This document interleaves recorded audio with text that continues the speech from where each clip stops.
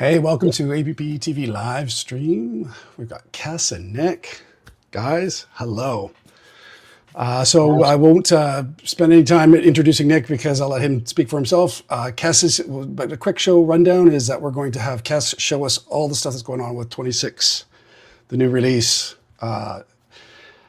what's going on. It was a bit of a tough birth of that software.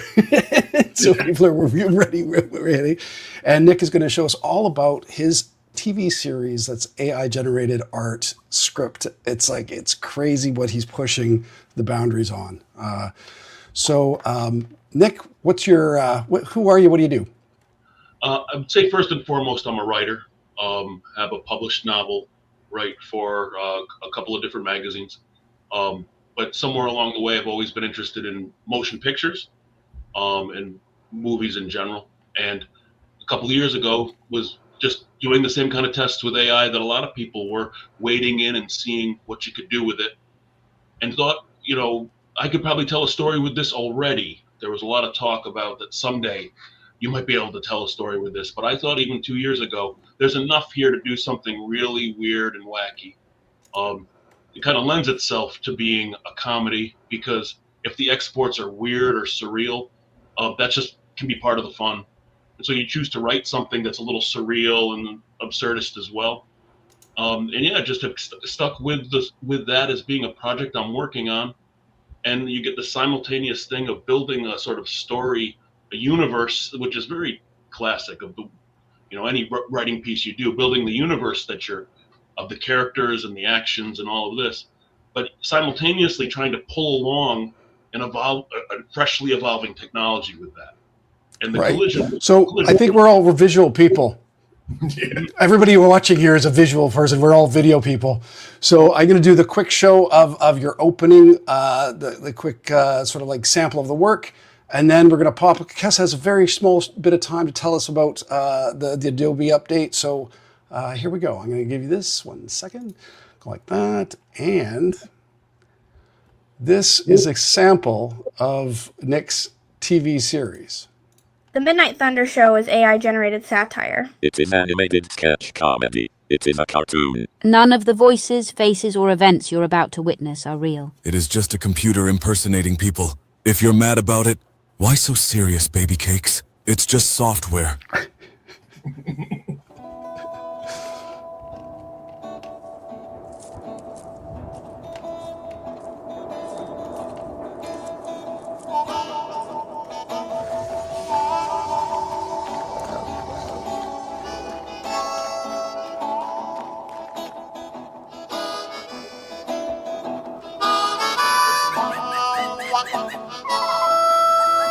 So Nick, you're going to show us how you managed to create all this?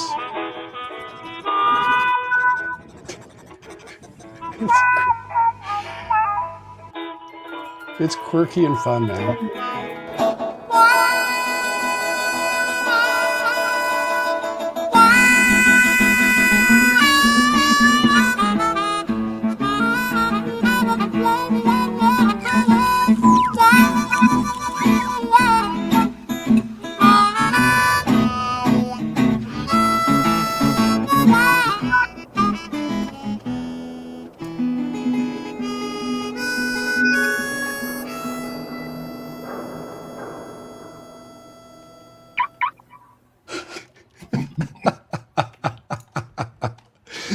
Okay, so before we get into how to make that and see more samples of Nick's work, let's go with Kes because he's got a short time period. You are so busy in the socials right now. What's going on with Premiere's deal right now? Here, I'll switch to your screen share. All right. Here we are. Go for it. So we actually just had our November release for 25.6.1. Originally, 25.6 was supposed to be our release, but unfortunately, we ran into a minor issue where it was causing projects to enable a feature that was not ready for general access. Since then, our engineers have been hard at work to try to fix all that and get things back to the way they're supposed to be. But with this new release, we actually introduced quite a few panels, if you're looking right here. So we introduced the ability to send media from Adobe Firefly's website to Premiere Desktop, which is one of those pipelines a lot of users have been asking because it's always a simple situation. Can you zoom in a bit there, Kes, so I can read it a bit easier? Oh, awesome. Sweet. Thank you.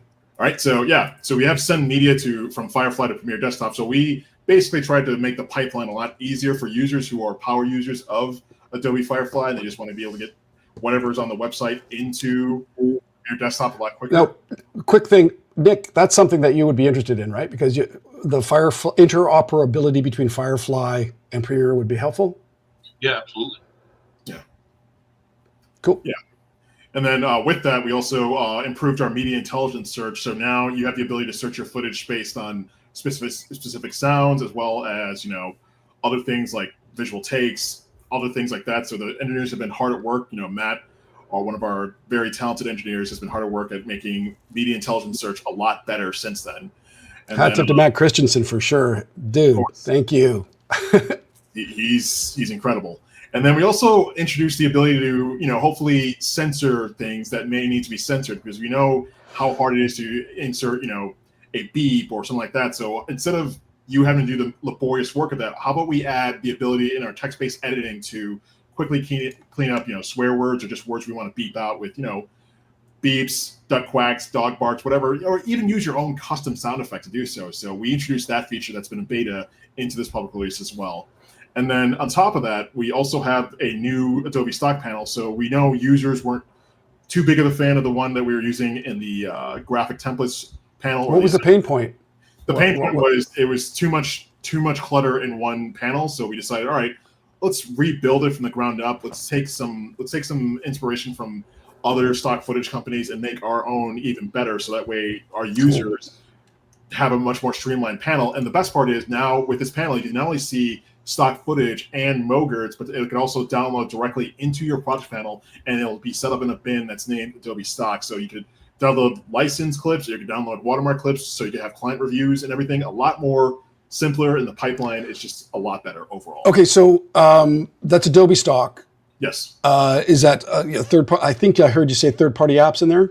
So right now it's only Adobe Stock. So what I said was we might have taken some inspiration from some third-party stock sites and just made ours a lot better. So our engineers have been hard at work making the stock panel even better than it was before. So I have my own footage, right? And I know this would be something that anybody, Nick, you've got an entire library of assets that you repurpose from show to show, so you can use for prompt design, right? Yeah. So is there any scope on being able to have our own assets in the same?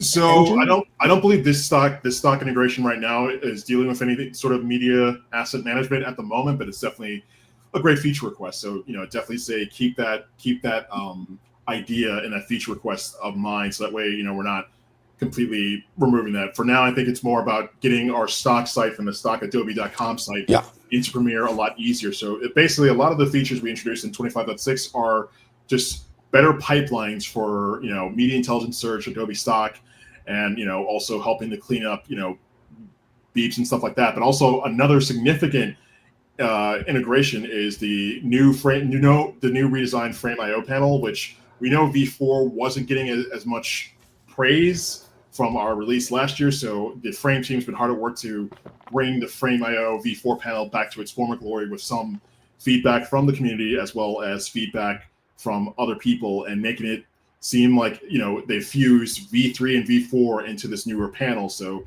definitely give this one check this out, see how it works for you. Okay, so quick question: V3, V4. Why people have had to use both at the same time simultaneously?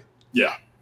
The 10-second version. Why were they having to do that, and how has this solved it?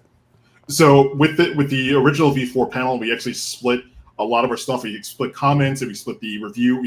The V4 panel was basically split up between almost 3 to 4 panels, and that little integration wasn't working as well as we thought it would. So instead, we went back to the drawing board and we basically refused all the panels together into one super panel that was almost akin to V3, but with some modernization and redesign. So more context switching, more helping you stay focused. A lot of the things that made V3 awesome is in V4, this redesigned version. So definitely it's one of those things that you want to check out and really just test drive and just see how well it works in your workflow, because we understand how significant Frame has been for a lot of our users. So, quick question. One of the things that always had a challenge with is with clients, tracking clients' comments from version to version. Yes. Has that been addressed at all? Because what I mean by that specifically is you do a version, you show that things have been done, the comments and the replies are in the previous file, and then you've posted the new file, and you have to go side by side to show and it's sort of like a dual viewing of assets and comments and replies and tracking of the to-do list. Yeah. Has that been simplified at all? I believe it has. So one of the things from the feedback we got from, APPE as well as other users is that like the V4 panel before wasn't performing to the task that we needed it to. So it needed some TLC to make it up to par to what people needed it to be like it was with V3. So I believe the frame team has been hard at work making it a lot easier and a lot more streamlined for everyone overall. Sean McDaniel. Yeah. Dude, love that guy. Yeah. Awesome guy, coworker. Yeah. Great guy. Yeah. And he also performs as Elvis if you're lucky enough to be there for it. Yeah. And then not only that, with the new Premiere on iPhone, we also finally introduced the pipeline that was in beta into this release as well. So you can now send your Premiere Pro projects, Premiere on iPhone projects to Premiere Desktop. So that way, if you're editing something on Premiere on iPhone and you want to send it to desktop, that pipeline is there. Obviously, you tried that a few shows back, Kyle, I remember. And some things transferred over and some things didn't. So we're still, working out the kinks and definitely adding more features and, giving it more TLC as time goes by. But at least we've introduced the pipeline for now, so we could build on that with the next few iterations before we get to our next yearly version.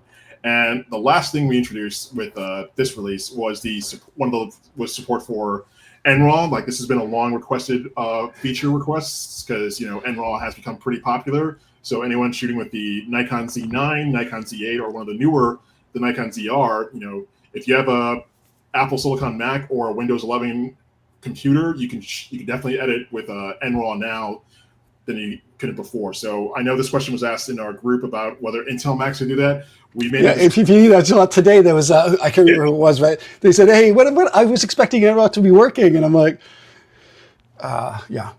Yeah, so we made the decision internally to just support. We understood that there are people who are on Intel machines, but we made the decision to support Apple Silicon as I believe Fergus could definitely chime in more on this, but the decision was made to support NRAW with Apple Silicon computers and Windows 11 computers with certain hardware specifications. So we definitely have a forum release talking about our decision as to why, but Nikon support for NRAW is now in Premiere Pro 25.6.1. Yeah, and big hat tip to Fergus Hammond for stick handling all codecs across the board. Man, it must be a tall order to deal with tech disruption with processors and every time you get ahead, Apple will release the new chip or Nvidia releases a new driver, and you're like keeping up. Yes. Firefly boards.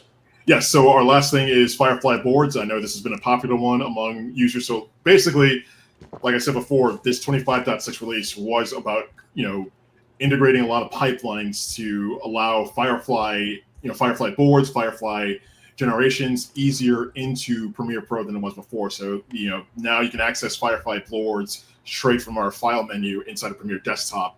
And, you can see, mood boards, develop storyboards, all that type of stuff. So I know you've been a big fan of the Firefly boards and just seeing how the integration's going. So it's one step forward with the boards pipeline. Hopefully there's more that'll come in future releases that will make it a lot easier to iterate, to ideate, and other things as well. Yeah, the one thing with boards is it's kind of like I would like it to be more, and maybe this is happening now, but basically when you bring an asset into boards, it lives in boards and it's in a closed system pretty much. And then you have to recreate based on in design stuff. So the interoperability of Firefly boards with Premiere is great. Yeah. But being able to say have a Word document or a PDF embedded within boards, the last time I tried it didn't work. So that was a tough one for me because I just want to be able to have that information or at least be able to view the text that's in that document and then have a link to it as I'm ideating. Yes. And then any chance that it's going to be on mobile friendly? I would like boards. I love my ideas on boards. I love using Firefly for a quick ideation, but I use my phone while I'm out in the middle of nowhere going, oh, geez, I got to write that down. Right. Firefly boards. I believe that's on the roadmap. I can't officially confirm that, but I believe it's on the roadmap. So hopefully we see that in the next 6 months. Fingers crossed. So. Okay, sorry to ask the hard questions, man. I dare the dream, man. I know I was like, I want more. I want it better. Always focusing on how to make it better instead of what you've accomplished. But I truly, really value all this work you're doing, Kes, and thank you for coming on to give us the update. Nick, do you have any questions for Kes before he goes? Because this is a good time to ask it. Oh, sorry, I got you muted. Stand by. There you go. Yeah, nice meeting you. I don't have any questions at this time, but. Yeah, nice to meet you. You too. Feel free to reach out if you do have any questions related to Firefly, Premiere, what have you. We're here to help. Great. Thank you. All right, thanks, Kes, man. Appreciate it. Have a great day on the in the socials. I will. Okay, cheers. Talk soon. Have fun. Bye. Okay, so Nick, yeah, that was great. Like to see Kes and get that update. It's awesome. Looking forward to seeing what. Why don't you show what your the prompt design? We'll get into prompt design, and as we're doing it, maybe talk about like why is AI art, right? Because really, the rejection against AI being used for art is pretty intense. It's heated up. It's gotten more so than I would say it was 6 months ago or a year ago. As it's begun to sort of touch down in more people's lives and be a reality as opposed to a science fiction, maybe Arnold Schwarzenegger in Terminator form is coming. Doesn't seem like that's going to be the thing. But yeah, people are more alert to it and fearful of it. And I actually think it is on the productivity large language model side. I think it is having an impact on hiring and jobs now. I don't think anyone would deny it. Companies are maybe being reticent to hire at the entry level in a way, even if it's not directly AI yet, they're just sort of holding chilly rather than hiring someone on to see where this is going to go. Also, we have other economic factors happening, but yeah, it's the response to the show outside of people that I know has been pretty consistently hostile. But I've considered all of that. I've considered that part of the experiment. And with there's comments on the YouTube page and stuff, most of which would be negative. I respond to every single one. Try to do so thoughtfully. Is it hard? Because I posted in a Facebook group that isn't Premiere. The admins I respect deeply because of their experience and. So I posted about this show, and the response from people were never is AI art, and stop shilling for AI.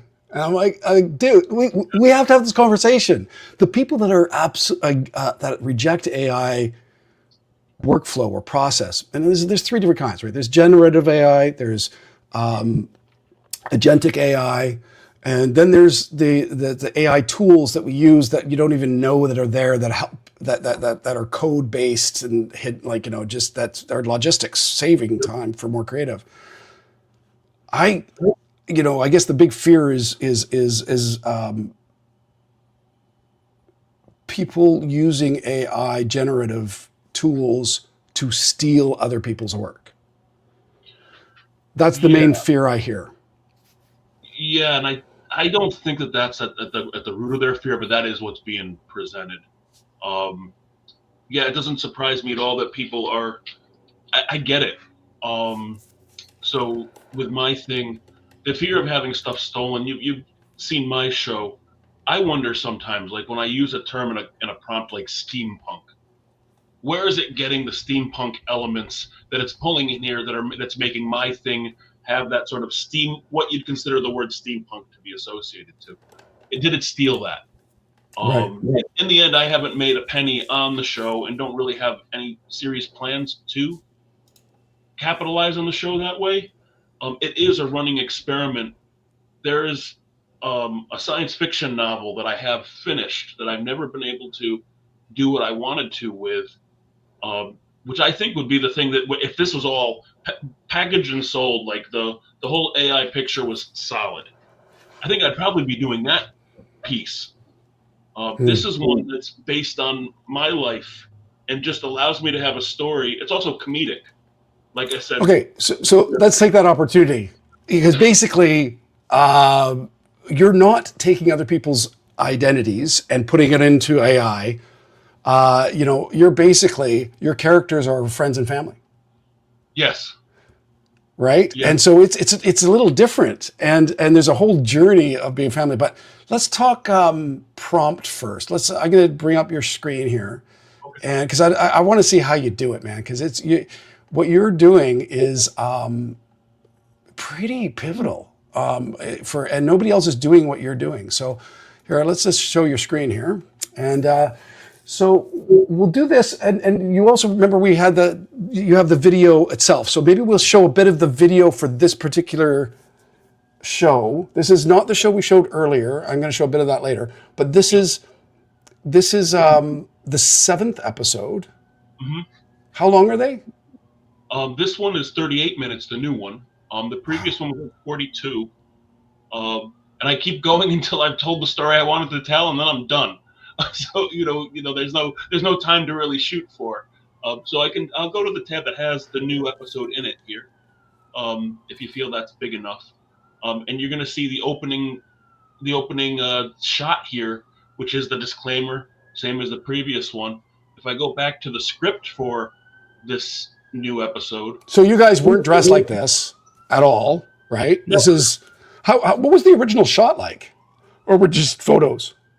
The original photos were the only photos that we use of the actual human beings are close-ups of people's faces that are swapped onto AI bodies. Yeah, no, there's no other photos that are used of the actual human.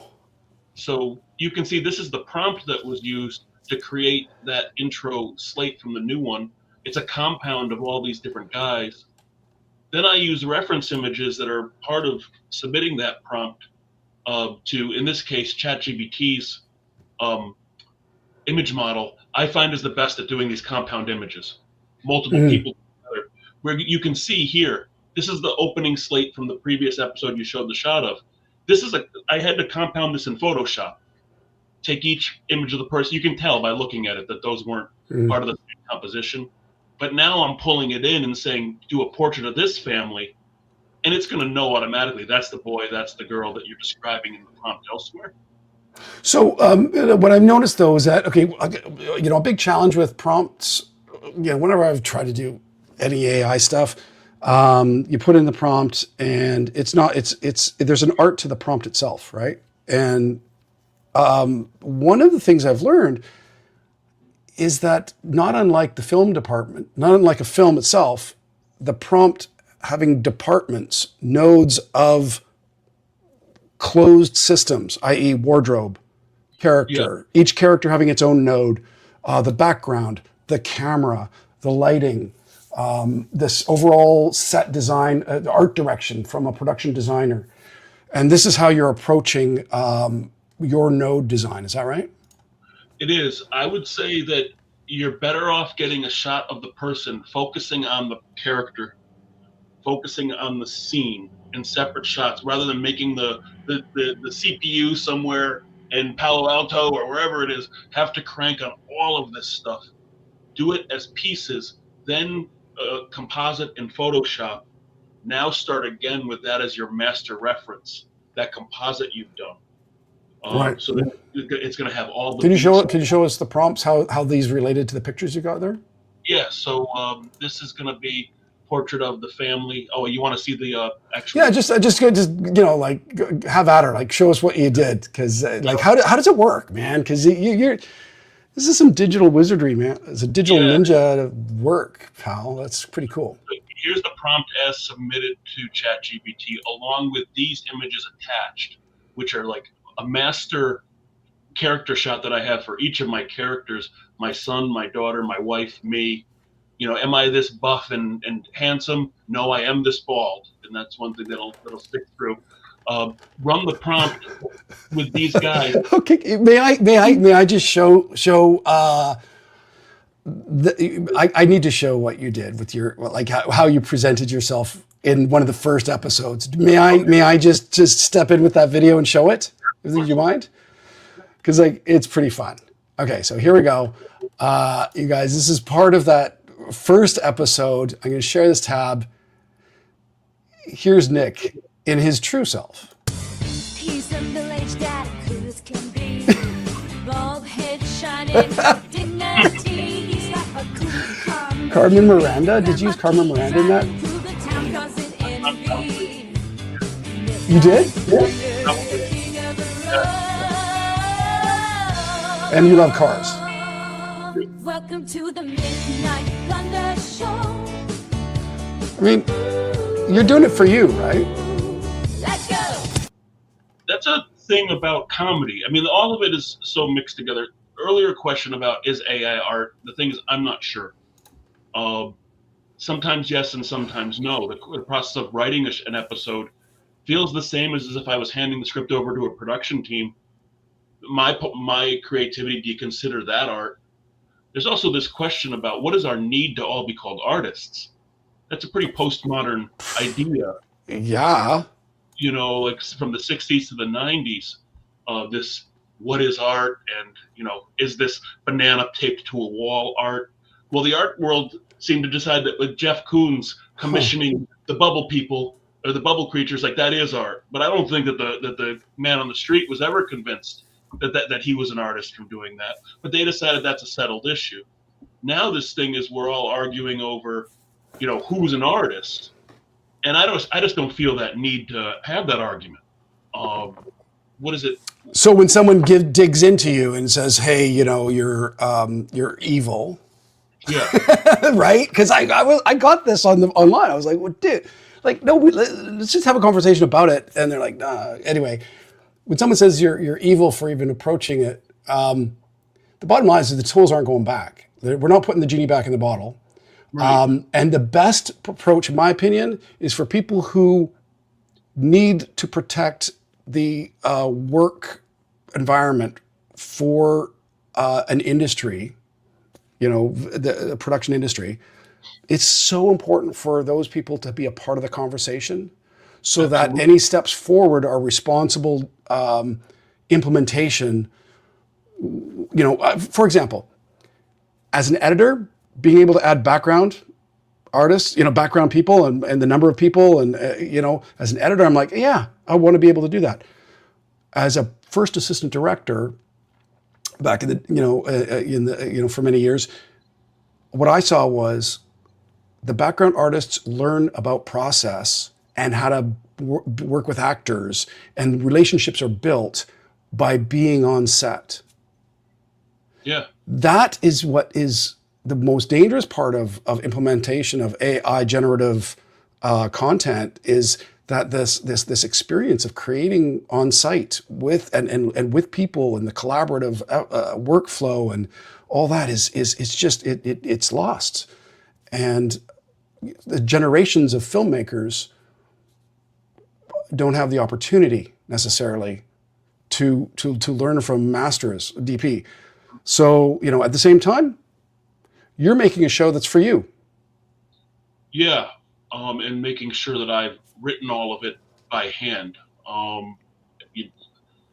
don't mean to defend any aspect of what this pretends very much, because I'm enjoying what I'm doing with it, writing my little story, and then creating exports shot by shot as I describe them, and doing all the things and then assembling it. I like doing that. Is it possible that I could write a piece and have it just hit a button, like make it? You now know my styles. AI, you've been trained on how I like to make a show. Do it. Is that fun for me? Not really. Or now you know how I like to write. You know the beats of my humor. There's a little PG Woodhouse in there. There's a little, Monty Python in there. What Pee Wee Herman. You know what I like. Write it and make it. Yeah. with nothing. There's nothing in it. You know. Yeah. So when and so even then, it's like, where's that process now? I personally, I'm overwhelmed with the aspect of how much content can be created so quickly. And, whereas we would get a budget for, $100,000 to $500,000 for a project before, 10 years ago, for one project, and, doing a main video and a few tertiary ones, and doing a bunch of shooting. Now it's $100,000. You can put someone on staff. They can make videos all year long. You pay them $75,000, maybe a year, which is a pretty livable wage in most places, and then save $25,000 for socials, budget, camera, iPhone, gimbal, and all of the and keyword, like a prompt, generative art, credits. So it's changed a lot, and we're not going back. Bottom line is that in the beginning, photography was supposed to be the death of painting. Mm-hmm. Right? Yeah. Yeah, I have this, I'm actually peeling it off my computer right now. I got this fortune in New York City when I worked for a car and driver years ago. Can't read it, but I'll read it out, I'll please. read it to you. But I've had it on every monitor and keyboard since around 2003. And it's when you feel defensive, examine what you fear. So Say that again? When you feel defensive, examine what you fear. And I've had that as sort of a guiding mantra forever. And another one being, like, if there's a wolf out in those woods, a monster out in those woods, and I know it's coming for me, I'm always the one that's going to make the vote. I'm just going to go out there and goddamn kill it now. I'm not being stalked by this thing. And that was 100% honestly my feeling a couple years ago when I waded in to experiment with AI, which is I will not wait. I will not wait to have my head cut off by this thing. I'm going to go out there and see. And in the process of seeing it, I just have to be honest.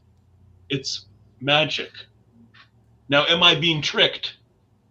Is it fooling me to think that this is creativity? Because I want this. Here it is. Creative. What a genius. But is it tricking me? I don't think so. I grew up doing community theater and theater in school, did theater into my early 20s. I'm a novelist. I've done this stuff. It sure as hell feels creative, but it is. Maybe the mother brain's tricking me. Right. I don't know. I'm going to show one more sample of that first show, because this is what caught my attention, because I'm not a big fan. I love South Park. I don't love South Park. I appreciate South Park for its quirkiness. I don't necessarily agree with, being so mean to people. Like, I love how they're calling public figures out, for sure. No doubt about that.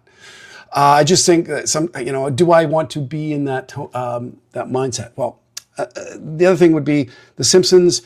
Love it, but it's kind of base humor. You and I were talking. Jackass. I hate that I love it.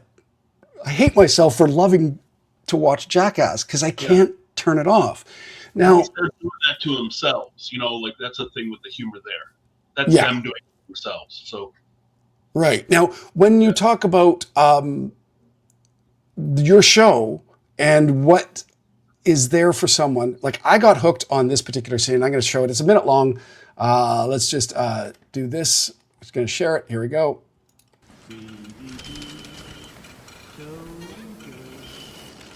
Tinky tinky too, tinky tinky do, sa-ha-hoo, hi-ya-hoo. It's making me nauseous. Be kind, darling. I take pride in my singing. Not that. The cuisine. The swaying. I find it soothing, like I'm a swaddled babe back in the nursery. A swaddled babe that's about to puke. Think of it as training, Alex. As an explorer cadet, you'll go on many seafaring expeditions, from outer Tasmania to the Taberton Mountains. I'll take Dramamine. Oh! A raccoon! Be gone, you filthy beast! Don't scare him. Are you demented? He's a baby. I call him Rascal. I call him vermin. I've spotted a bunch of them. Bigger ones. Bigger ones. In dark corners, crawling around. We should be friends. With a bunch of trash pandas. When can we return to the manor?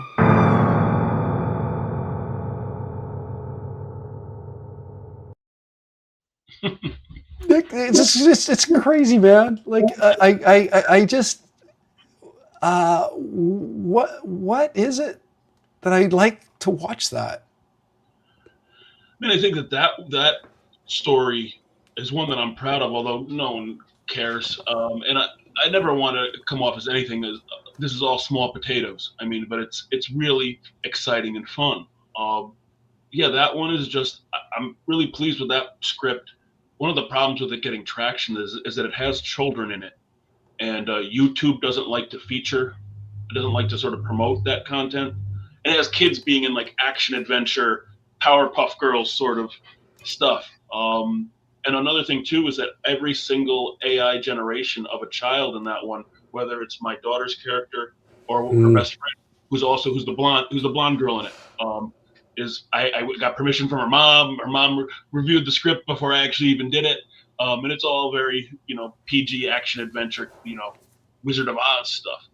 Did you have any problem with prompts? Because I found like I tried to do some AI stuff even with Firefly, and it said all I wanted to do was just increase the quality of a shot of my daughter and I together, and it refused to do it.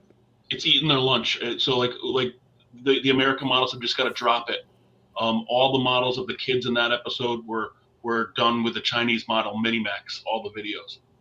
So I'd get, we can't do this because of community standards. When I'm saying I want her to, swing on a rope or throw a rock, it just wouldn't do the export. So I would go over to the Chinese model Minimax, run it, and there you have it. So you can't do this kind of stuff. Because people have other options. My what I've suggested in the meetings with Adobe, that's my puppy, by the way. That's Prince. My Prince. The artist formerly known as. Yeah. What I've suggested in the meetings is not unlike drone licensing, right? Being permitted to fly in a particular area. Although recently the DJI regulations, they've uncapped that. It was a voluntary DJI lock on flights because the U.S. government was wanting to protect the airspace, of course, rightfully so. Mm-hmm. Anyway, I guess DJI has been getting some fisticuffs with the government currently. So they've said, you know what, we're gonna unlock this because it was a voluntary thing. So that drone hobbyists can fly now more. This is what I read. I have to confirm it. Yep. I think the same approach, though, for community standards would be ideal. So Nick Yetto gets certified for being able to have the ability to work within a particular expression of your kids, for example. Maybe there's pre-approved. Maybe there's a process where you upload, it shows the parents' permission, it gets approved, and so that you get licensed, basically. And not that I believe fully in government oversight imposing upon our right to self-determination. There is that. I mean, it raises big questions. And this is just because the software companies that are doing this stuff don't want to get into the liability thicket that hasn't been determined yet. But when you're talking about like all kinds of things like representation on screen and or the darkest things that would be feared about any kind of child imagery, there's no humans here. None of these people are real. These are avatars. So there's all whole other layers of questions there. That I don't think we need to go into today, but what it means to like adult content, and when that's out in the space, what that's going to do to that whole world, and what are going to be the knock-on effects of that? With just you talked about the proliferation of just content, that's going to be a thing. As someone who really would probably prefer to be sitting around writing novels, there's just so many. There's going to be so many more. We were already buried in them. Yeah. When it comes to content, we're already buried in it before AI came. Yeah. How is anyone going to find anything? So I would love to see more about how you design the prompts, because this is what we promised is AI art. And honestly, I think that mostly that, as much as we could talk about it, I wish, that we could, you and I could talk about this forever, about the ethical boundaries and the oversight and everything. But, really comes down to, is a person being responsible or ultimately, and who's it for? And, you're doing this series. I love the story you told me about, I think, what was it, Mika? Your buddy Mika. So let me give you back the floor and go ahead and work us through. This is episode 7. The episode that I was showing you guys, by the way, was episode 1. So it was vertical. It was vertical, and it was lower resolution. And now, Nick, you've gone to 16:9, higher resolution, and the models have changed. Yeah, 4K. And that's thanks to Topaz Labs and some of these great upscalers that add quality and clarity and things. But yeah, this was just stepping you through that one prompt. That's the intro shot. You get to it, you get it to here, but that's not us. You do your face swap, you do your generative expand with Adobe on these edges here, and you get yourself a nice opening frame. So you used somebody else's image to create this image, though? Hmm? You used a photo of someone else before, or no? No. So this right here was the export out of ChatGPT's image model, which I have been using for the new episode. In the past, I used Midjourney exclusively for images, and I wish that Midjourney would come up to snuff again, because I kind of prefer them a lot faster on the exports and stuff, but they can't do the compound images with the same kind of fidelity that ChatGPT can. So this is the export that came from me with these attached images and with this prompt. So then I take this and I do the face swap on of, and I'll get a little closer to that. You're good. We can see it. We're good. I'll make it full screen. How's that? Yeah, that is me. That is my daughter. That is my son. That is my wife. I take the generative fill on the edges here to get me a 16:9 frame that's going to fill the video, and then you have your intro frame for the new episode. And wow. There you have it. So now you did the scene with the submarines, and there was a fight scene. Are you going to show us like a couple of scenes for this one? Yeah. Want to just show the video? Yeah, I'd love to see whatever you think is the thing that was challenging. I mean, the prompt for the submarines was pretty cool, because you had to actually have an understanding of what specifically the submarines were, right? Yeah. So looking at this one, you can see here we open. I'll actually bring it faces or events.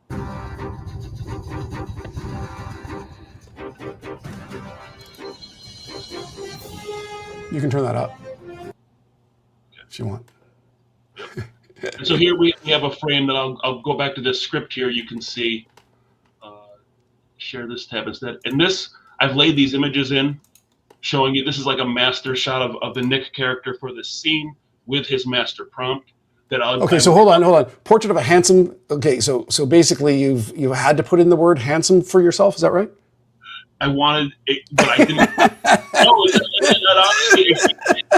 Honestly, because you'll see that all the guys are handsome, because it gives them a more like heroic bearing. If you don't say handsome, they kind of can become not handsome. You really gotta use it. I'm not just flattering myself. So go up to yours again for a second. Yeah. Okay, so you didn't put hair on your head. What's up with that? So you, Kyle, you've been living a life where you have this beautiful hair. Every morning you look in the drain. There is a fear in you that I have never had. Because I started losing my hair at 18. I had to get my wife. When I courted my wife, I courted her as a bald man. I've been through the world as a bald man. So if anything, I'd want to add another bald hero to the lexicon, along with Patrick Stewart from Star Trek. Oh, yeah. Koch, Telly Telly Savalas. Savalas, Yul Brenner, and hopefully, modern sex symbol Stanley Tucci, who's our sex symbol ball. So yes, to give some pride to the ball. Worn by the sailor boy on the box of Cracker Jacks. Yeah, because I want him to be in a stupid leather outfit. So there you have it. And yeah, you can see these other sort of main character prompts here. Now, the Kodak 35 millimeter, by the way, it's interesting because one of the groups that I'd posted in, and this is something that I thought would be relevant for the people that are in this group, was the use of camera keywords. Kodak film tends to be sort of yellow. Yeah. Fuji was always reds and purples and that, right? So, in fact, for skin tones, Kodak was designed for light skin tones, and Fuji was much, much better with darker skin tones.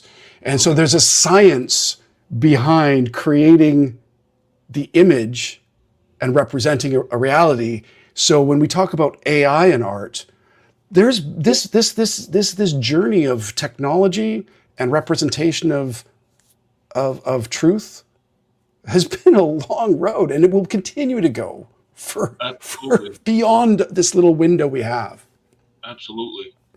So like down here, this is the actual production script for this episode. Here we have the shot that it was on the screen when I paused it. And what you're going to have is the side view of a massive white and brass submarine that marries the side of a British E-class sub and the Nautilus from Jules Verne. Mix of 1950s sci-fi, steampunk, and 2025 futuristic. And then Kodak, for some reason I slid that in there. But sometimes these get messy, and then you get the side view of your massive Russian submarine, 30s brutalist Russian style. And then you have the actual underwater scene of being underwater, going back to... Can we see it? Can we see it now? Yeah, going back to the... Sorry, I'm such like a kid in a candy store where like, show me now. Sorry, you missed we dropped the screen there, share for a second. I can bring it up if you want. I hit the wrong... No worries. Hey, I can do it. I can show you which while you figure out your side. Oh, I see your back. Okay, I'll grab it. Hang on. Back to Sage. Add Sage. There you are. Done. So there you can see it. You can see the side view of the friendship, the side view, and these are all from those prompts. And then at the very back there is a ocean scene, and then you take all of these into. I think that these were mostly you took these, assembled them in Photoshop, and then Can you play? And then with Google told it what to do and slide them across. So I've muted the sound for that just so that you can talk over it. So those were the prompts. Wow. I'm going to put it back on.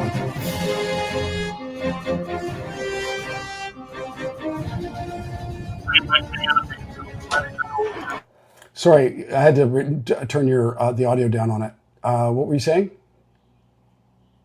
I was saying that torpedo shot got the front view, and that was just an old frame by frame, ease it in, and then get your shot. So it's not all just AIs, but the assets themselves are all AI.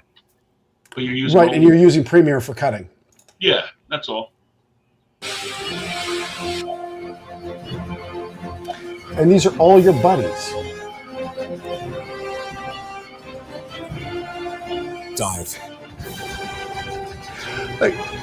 So, I mean, if you had an actual team, like a writers, story editor, I think that it would be quite an interesting to be able to do this with a team. I mean, you're doing this all yourself with your pals.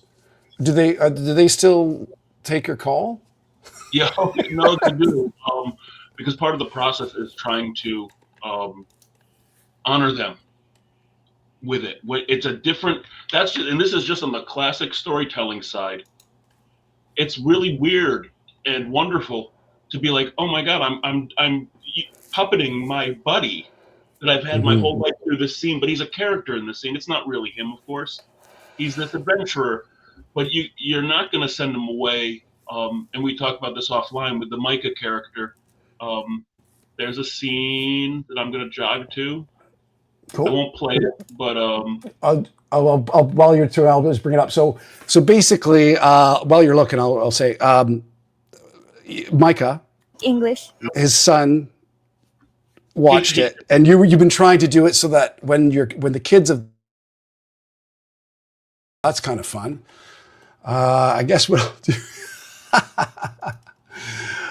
do. He'll be dialing back in shortly. We will. I guess what I'll do is I'll show the AI as art midnight show. It's always fun doing a live show, isn't it? Let's see here. We're going to go to screen share, and we'll add to stage. I'll do. So this is the midnight show, Thunder show, Dick's show here. Okay, and friendship, despicable robbery, oink oink, stars. It's pretty cool. I really do love the idea of this. But it's a bit scary too, right? It's something that we're facing with AI. Oh, there he comes. I'm gonna add Nick in. I guess he just disappeared. Here we go. Hey, Nick. Hey, I wasn't You're sure back. if it was you or if it was me. No, I guess you just drop carrier or whatever. I was like, I'm trying to fill time. I went to check out your show, and live. Okay. Oh, here we go. Add to stage. Go like that, and add you there. We're back to where we were. Awesome. So this is Micah, and he's a friend I've had since high school. Or before. His two sons do like the show, but when Micah was going to be in it, I just his sons are going to watch this. They've watched other ones. They like them, which is always a shock to me. But it's like, if he's going to be in this, they're going to be seeing their father, who's my lifelong friend. And I got to know him from before he had kids, and now these kids are in the world. They're definitely going to see a father in the show that's going to say things that are noble and virtuous, Right. and they're gonna go away from the feeling like their dad is cool, but it's a weird thing because it's, and the same thing with the dentist character with the red hat. His daughter's watching, with him, and Daddy's on TV, but their only contribution to it is to give me a close-up shot of their face and a 1 minute and 1.5 minute recording of their voice for the voice clone, and that's it. If I want to send them clips as I go, I will, if they like them. Otherwise, you guys can see it when it's done. But you're going to always try to honor them along the way. And that makes the story exciting to me because it's at a time when you're not getting, I think that's turning in terms of the zeitgeist. Mm-hmm. But we need more positive, just heroic guys in shows that are, it's one of the reasons why a developing aspect of the story now is these guys don't have money. They're only allowed to carry treasure. So if they need to buy a bottle of water, Right. or ATV, they would just throw the same. Let's see the scene. Let's see the scene that you did with Micah. I mean, like I said, sorry. Yeah, there we are. Let me go a bit full screen on I it. speak English. Y hablo español. ¿Cuál prefieres? I want to practice. You're an explorer? Yes, my name is Micah. I'm Matthias. Just a couple of Old Testament dudes hanging out in a salvage yard. I've never met one of you before. Our numbers are few, but we contain multitudes. Speak English, please. Sorry, just trying to sound wise or whatever. Do you have the Boy Scouts down here? Yes, I am one. We're like that, only day in, day out, applied over a lifetime. Do you have a merit badge in metalwork? So We hey, call them Nick, decorations. it's what would you do to make this obviously it's slower paced. There's a quirkiness to it. It's when you compare it to television and drama, I don't think there's any fear that this is going to take over shows now. But being able to be the story, being able to do the concept of YouTube, this is the evolution of YouTube. I think maybe there isn't a lot of narrative content on YouTube, scripted content on YouTube, which is the thing that shocked me. I was 4 episodes in when I started to do some TubeBuddy research on it. It was like, wow, there's really not a lot of people doing shows on it. I don't know what it's competing with. I don't, and I'm coming at it from a writer's standpoint. So there's bits I want to do and there's jokes I want to tell that are just sort of floating around in my head. And this is a way came that I can put them out. I can do a bit or I can say a thing I want to say. But it's not necessary that anyone care. But I understand, I'm not naive. I understand the implications of what this means for other forms of media and professionals that are making their money that way, including me. Right. Not specifically this, but I've made my career doing web stuff and design stuff. And all of that took a beating, but it already took a beating in terms of web design and things. Yeah. With Wix and Squarespace and all that. So yeah, that's a huge difference too, eh? Like, yeah, I designed a website for a client a million years ago, and Code Warrior, working the team, Photoshop, layers, implementing the layout, back-end CMS, and then now the design stuff is not only that you can use Wix, but you can do prompt-driven, pages. Yeah, there's no money in it for a designer reel anymore. Right. Not enough to make a living. So if you're of a certain bald head or gray-haired age, you've seen this. Danny Lalonde. Yeah. Hey, Diane. It's all Mr. Beast. Yeah, it's really interesting, isn't it? Yep. Hot tip, Danny. Thank you. So there was going to be a larger question today of like, is it art? And I said, I was going to say, I don't know. But there is that desperation, because when you get called an artist or deemed an artist, it's like being deemed a lawyer or a doctor, right? It means, well, this person's not just a screw around who's doing nothing. The classic, I'm an artist. No, yeah. They're a person of substance with meaningful ideas and creativity. And I think that's why people really jockey for that spot, and want this to be art too. But I'm not sanguine that so much of what's out there and called art is art. I just don't know. But it's been a topic that's been going on since, I guess, forever, but really since the '60s on in postmodernism. In our window of time, yeah, absolutely. It's the, like you had mentioned earlier, the soup can. I mean, the debate on whether the soup can was art. Andy Warhol's, and Warhol was using teams of people to implement his work. Right. So it was other artists doing prompts by Andy Warhol. Yeah. And in terms of the training thing, and let's say that I watch the works of Kubrick and, Orson Welles or whoever, and I'm inspired by it, and then I go out to make a film. That's the way it's always worked. Or a band, listening to Led Zeppelin and wanting to make a Led Zeppelin style, being inspired by it. We're all clear that that's legal and that's fine to do. You don't want to be called like, you're knocking off, you're ripping off Orson Welles, or Yeah. People in the art world will accuse you, but no one's going to bring you to court over it, or just kind of be doing their style. There's a lot of Woody Allen and Wes Anderson.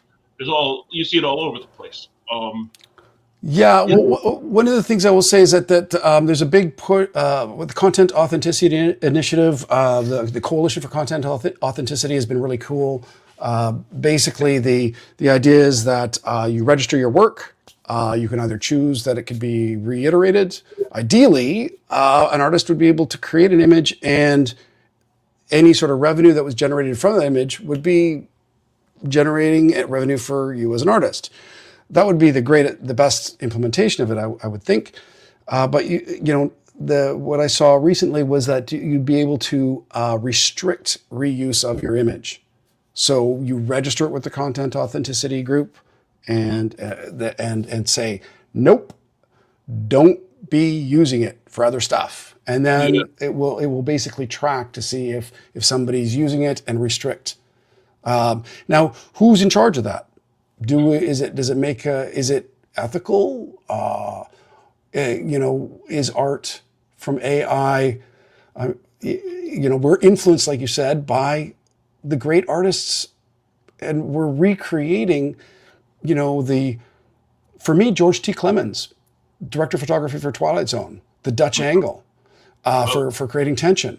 There's he's one of my greatest inspirations as a DP. Also Kubrick and the lines of ascension, that are in every single film that he does, whether it's, 2001: A Space Odyssey or the pyramid power, where you have, rule of thirds. I mean, we've had the rule of thirds there. So when we create art based upon the rule of thirds, are we infringing upon the person who came up with the rule of thirds? I'm stretching the boundaries of this like beyond what is logical, but maybe that's the point. Yeah, and is it legal? It's legal for me to be inspired by these things and then go seek profit in an artistic way by making my things. Is it legal for a company to train a machine based on the same thing that I would, and then seek to make money with that machine, trained on these things that can be a tool for others to use? Is it stealing in the same way that we think of stealing? I don't really have a whole lot to say about that stuff because I don't know a lot about what went on in those back, and I don't know that anyone does. Maybe some people know more. But in the end, it's just I just come to the machine and think, how can I tell this story that I've been working on now, and kind of get a double, which is the way I've always approached life. Like if you're going to do a job, well, what else can we get out of this in terms of the time we're going to spend the time? So I get to work on my writing and stuff. Where else can I scratch an itch at this time to write? You said scratch an itch. My dog was having a twitching from dreams. Yeah. I don't know if you saw that.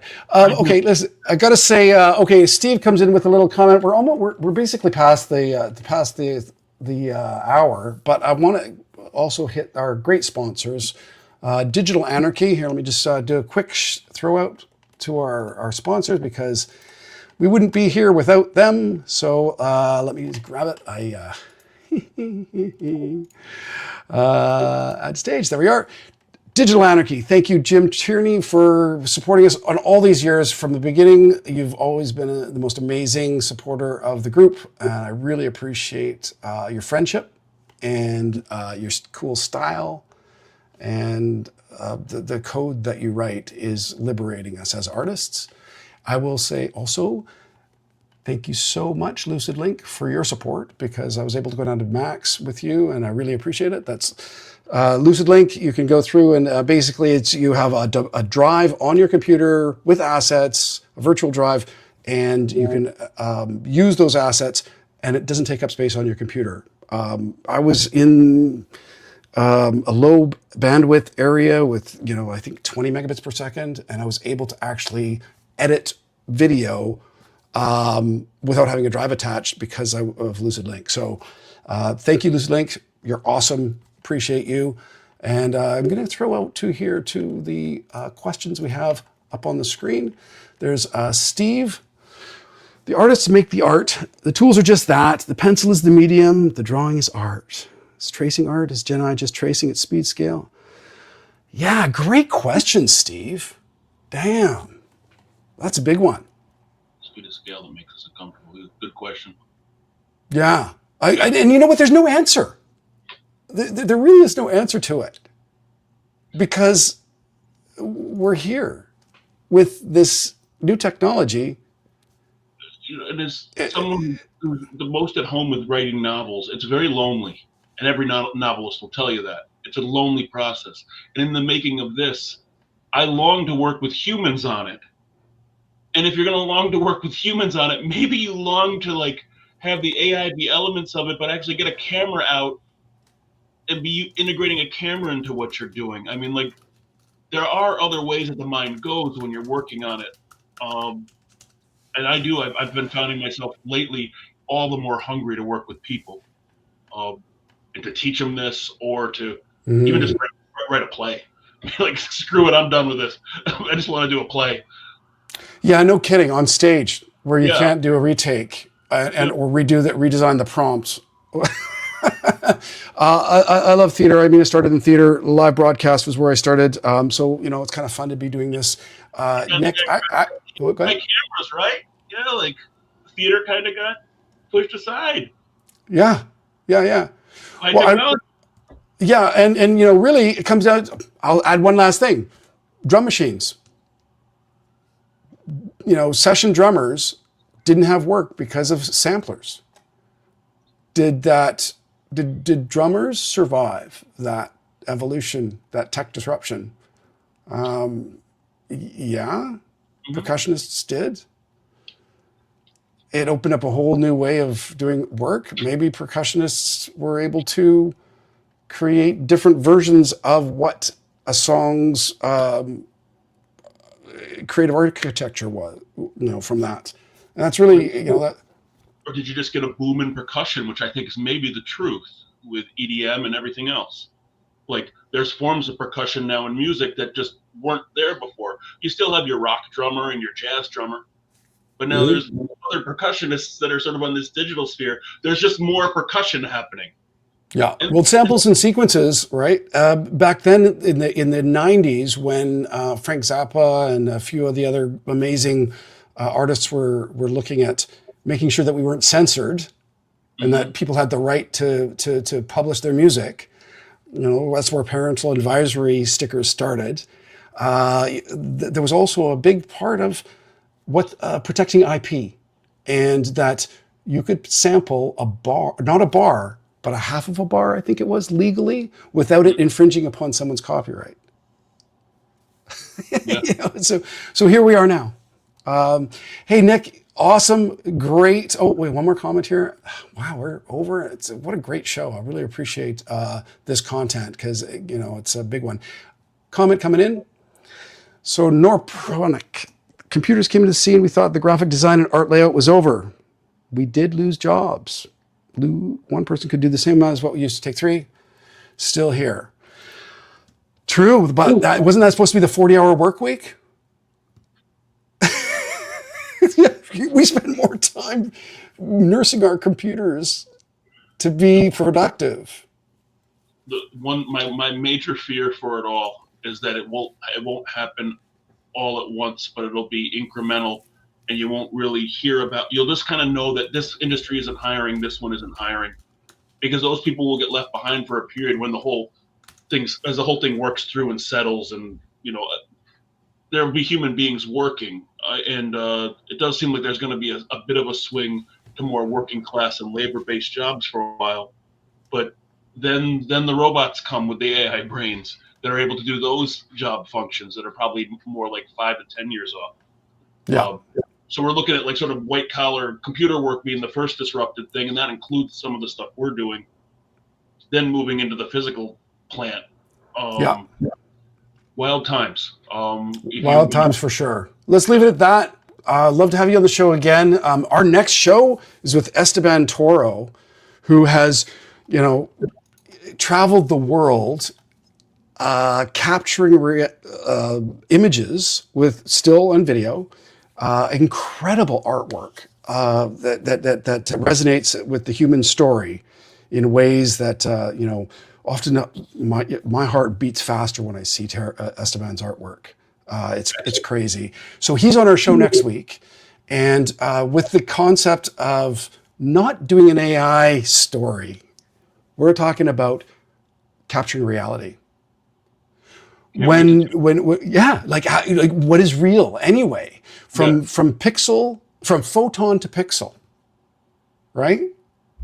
So actually, I'll just do a quick shout out. I'm going to grab the EstebanToro.com, show his website, because I need you to see what the difference is on this, because this is really cool. Check this out. So Esteban's art is incredible. Like, this is humanity. Now he's changing, he's grabbing these images. There's a frame outside of reality. There's a past, present, and future in that picture, and a commentary on our the life essence of who we are. How is it possible to capture that with a camera? And is it real? How different is that from an AI generated, prompt? when we actually art direct, light. Look at that. That's there's a past, present, future in that moment that transcends our humanity outside of our small little world. I'm in the city, here I am there now. So hope in those eyes. So anyway, this is what's coming up on our show next week. Can't Pretty wait. damn cool, man. Yeah. Yeah. Can't wait. Hey, Nick, really appreciate you. There's a Norpro Inc. Dude, thank you so much for showing up. Appreciate you. That's it for our show. Thanks, Nick. Bye, guys. You're awesome. Have fun.